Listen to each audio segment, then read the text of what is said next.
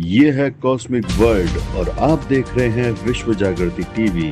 सारा विश्व हमारा परिवार है। ये पंचगव्य सम्मेलन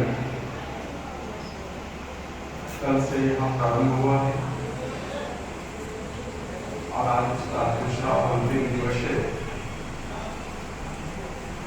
पंचगव्य डॉक्टर एसोसिएशन और पंचगव्य विद्यापीठों के संयुक्त तत्वावधान में आयोजित इस सभा में पधारे हुए सभी अतिथिगण, माननीय रमाकांत उपाध्याय जी, माननीय उप जिलाधिकारी मिश्रा जी, विद्यापीठ के कुलपति डॉक्टर जी और इस नगर प्रांत से पधारे हुए सभी भाई बहन एवं दर्शक, आप सभी का आभार प्रकट करते हुए मैं आज संवाद शुरू करूंगा कि आप लोगों ने गाय जैसे महत्वपूर्ण विषय को सुनने के लिए यहाँ पर पधारे।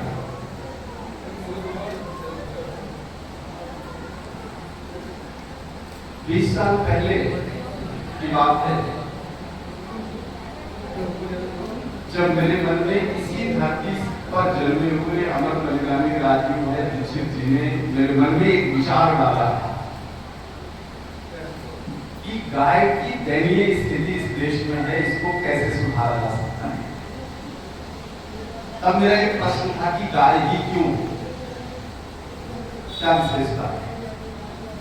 तब उन्होंने केवल एक बात कही थी कि पता नहीं इसे आप ढूंढो, लेकिन मैं इतना ही जानता हूं कि सदियों से और पीढ़ी दर पीढ़ी हमारे पूर्वज इस गाय को मां और लक्ष्मी के रूप में देखते आए।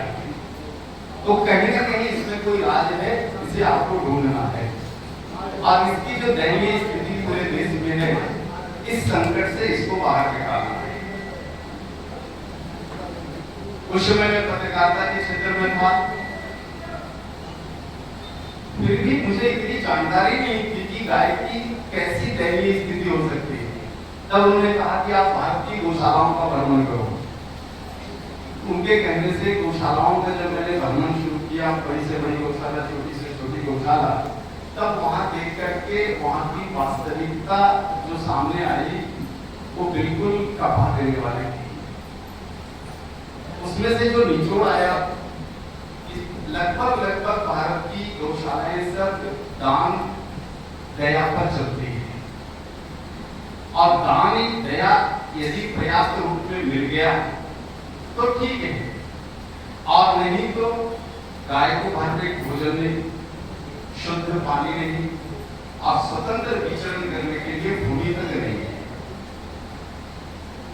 इसी विषय का संज्ञान लेते हुए इस पर जो है थोड़ा अध्ययन करने का हमने प्रयास किया और अभी भी अध्ययन चल रहा है। ये लगभग 20 वर्ष हो गए इसको, और इसी का परिणाम है कि गाय के गव्यों को आधार मानकर बहुत सारे उद्योग शुरू किए गए। इसमें विशेष रूप से जो हमारा फोकस होता है वह चिकित्सा शास्त्र पर फोकस होता है कि गाय से हमें स्वस्थ जीवन मिल सकता है।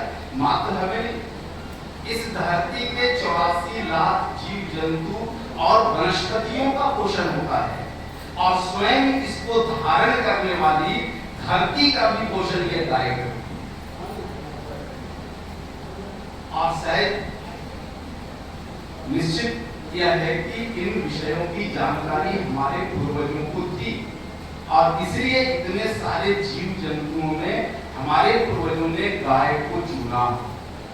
तो इस विषय को समझने के लिए भारत के बहुत सारे शास्त्रों का जितना संभव हो सका हमने अध्ययन करने की कोशिश की। बहुत सारे शास्त्रों का अध्ययन नहीं कर पाए, लेकिन उसको एक नजर सरसरी निगाह से उसको देखा, समझा, तो उसमें से एक बहुत बड़ा विज्ञान निकल गया। बहुत बड़ा विज्ञान, इतना बड़ा विज्ञान जिसके सामने आज का आधुनिक विज्ञान छोटा पड़ जाएगा, बिल्कुल छोटा पड़ जाएगा। आधुनिक विज्ञान के पास आज कोई ऐसी मशीनरी नहीं है जो गाय से प्राप्त द्रव्यों की सही परीक्षण कर सके।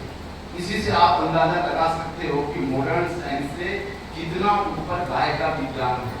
और इन दोनों विषयों को मैंने समझने की कोशिश की है, क्योंकि मैं खुद एक मैकेनिकल इंजीनियर हूँ, इसलिए मैंने आधुनिक विज्ञान को भी समझा है और शास्त्रों के अध्ययन के बाद गाय को भी समझा है।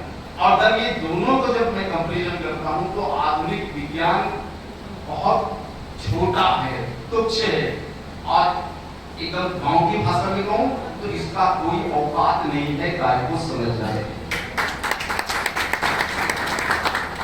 इसके कुछ वैज्ञानिक पहलुओं पर भी मैं चर्चा करूंगा।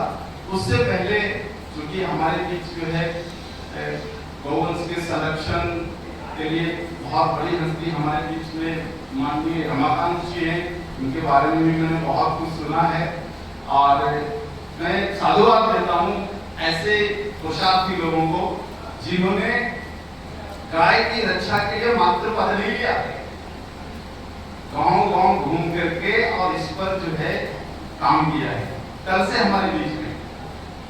और मैं साधुवाद देता हूं ऐसे उप जिलाधिकारी महोदय को कि इन्होंने समय निकाला इस काम के लिए, समझने की कोशिश की है इस काम। तो हेल्थ को हमने क्यों पकड़ा इसमें प्रमुखता के साथ? तो इसलिए कि पूरी दुनिया में सबसे बड़ा जो बाजार है वो हेल्थ सेक्टर का बाजार है। अगर यदि हम अपने उत्तर प्रदेश का ही देख लें तो हर साल लगभग 20,000 करोड़ रुपए का तो उत्तर प्रदेश सरकार का बजट होता है, और इससे कहीं बड़ा बजट जो है केंद्र सरकार के द्वारा उत्तर प्रदेश सरकार को मिलता है। तो उत्तर प्रदेश सरकार द्वारा और केंद्र सरकार द्वारा उत्तर प्रदेश में खर्च किए गए पैसे का यदि हम आंकड़ा निकाल लें तो ये लगभग 50,000 करोड़ प्रति वर्ष का होता है। और इतना खर्च होने के बाद भी कुछ साल पहले एक आरटीआई लगाया गया जिसमें पूछा गया कि हेल्थ का इतना बड़ा जो बजट होता है केंद्र सरकार का और राज्य सरकारों का, इसका फायदा किसको मिलता है? तो उसमें सरकार रिप्लाई जो देती है वो कहती है कि मात्र भारत की 14% जनसंख्या को, यानी उत्तर प्रदेश की कुल जनसंख्या के मात्र 14 या 16% अधिक से अधिक जनसंख्या को स्वास्थ्य लाभ देने के लिए लगभग 50,000 करोड़ रुपए का बजट प्रतिवर्ष होता है। फिर भी वह 14 से 16% जनसंख्या जिसको इसका लाभ मिलता है ये भी पूर्णतः संतुष्ट नहीं है। तो अगर इस आंकड़े को लेकर के इससे गणित निकाला जाए कि पूरे उत्तर प्रदेश की जनसंख्या को या पूरे भारत की जनसंख्या को अगर 100% स्वास्थ्य लाभ दिया जाए तो कितना रुपया लगेगा, उतना तो भारत सरकार का संपूर्ण बजट भी नहीं होता है। तो निश्चित रूप से इस आंकड़े के आधार पर मैं कह सकता हूं कि सरकारों के भरोसे भारत की जनता को पूर्णतः स्वास्थ्य लाभ नहीं मिल सकता है, यह असंभव है, कभी भी संभव नहीं हो सकता है।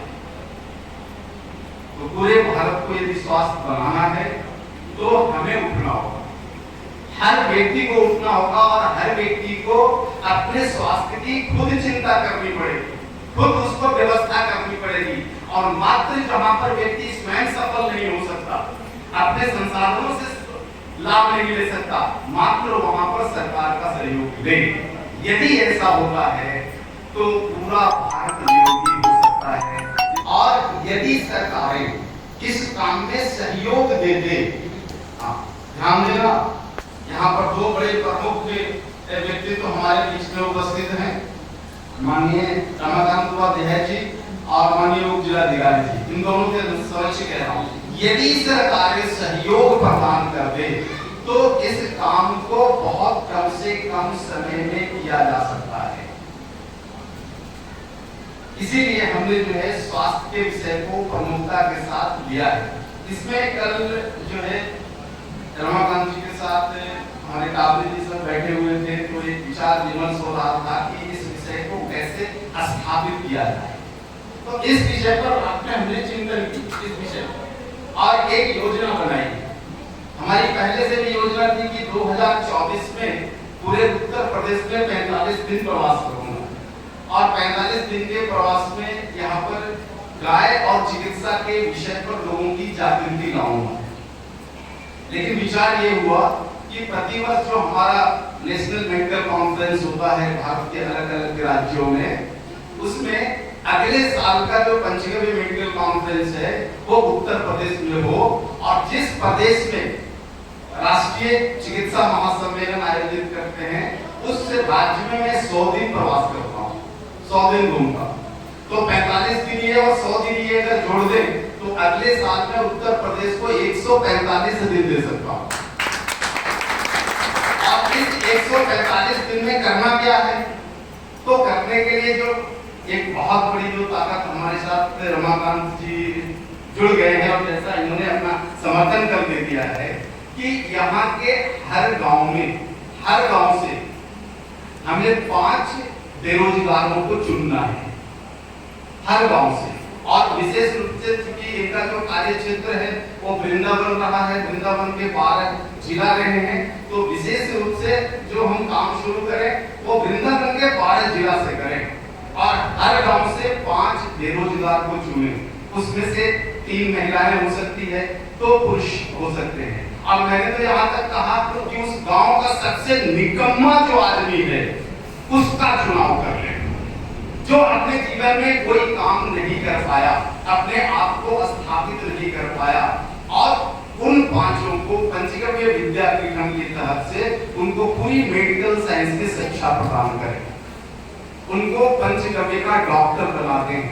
और उस गांव में जो गौशाला है, सरकारी भी हो सकता है, असरकारी भी हो सकता है, किसी की भी गौशाला हो, उस गौशाला के साथ अगर इन 5 का हम जुड़ाव कर देते हैं, जोड़ देते हैं, तो ये 5 तो स्वावलंबी होंगे ही, गौशाला को स्वावलंबी करेंगे ही, साथ साथ अपने सहयोग के लिए उस गांव के कम से कम 20 से 25 लोगों को रोजगार प्रदान करने में सक्षम हो जाएंगे। और यह कार्य यदि जो है राष्ट्रीय स्वयं सेवक संघ जो बहुत बड़ा संगठन है और गौवंश की रक्षा का बहुत बड़ा दायित्व इनके कंधे पर है, इनका सहयोग यदि इसमें मिल जाता है तो मैं निश्चित रूप से कहता हूं कि मेरे 145 दिन के उत्तर प्रदेश के प्रवास में कम से कम ब्रजभूमि के 12 जिला को पार कर सकते हैं। तो ये जो 5 व्यक्तित्व इनको चुनना है, जो सरकार से रिजेक्ट हो गए, जो समाज से रिजेक्ट हो गए और जो स्वयं खड़ा होने में रिजेक्ट हो गए। हमें ऐसे लोग चाहिए, शुद्ध शुद्ध लिखना और शुद्ध शुद्ध पढ़ना और सलीके से बात करना, ये उनमें 3 क्वालिटी होनी चाहिए।